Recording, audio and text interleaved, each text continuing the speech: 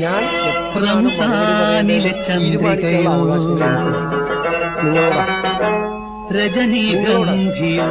ഞാൻ മറുപടി പറഞ്ഞു മൗനി ബാബയാണ്. 12 പ്രാവശ്യം ചോദിച്ചു. ഒന്ന് രാവിലെ ഞാൻ വീട്ടിൽ നിന്ന് ഇറങ്ങിയതാണ് വീട്ടിൽ. അപ്പൊ ചോദ്യം. അത് കഴിഞ്ഞിട്ട് ഞാൻ വീണ്ടും കേറുമ്പോ ചോദ്യം. പിന്നെ ഞാൻ വണ്ടിയിൽ കയറി ഒരു മൈക്കെന്റെ മുഖത്ത് വന്ന ഇടിച്ചത്. ഞാൻ ആരോടും പറഞ്ഞില്ല. ഇപ്പൊ നിങ്ങളോട് രഹസ്യോട് പറയാം. എന്റെ മുഖത്താണ്. ഞാൻ ഒന്നും പറഞ്ഞില്ല. എന്നിട്ട് എന്നോട് ഞാൻ ഒന്നും പറഞ്ഞില്ല. എപ്പോഴാണ് പറയേണ്ടത് തീരുമാനിക്കാനുള്ള അവകാശങ്ങൾ എപ്പോഴാണ്.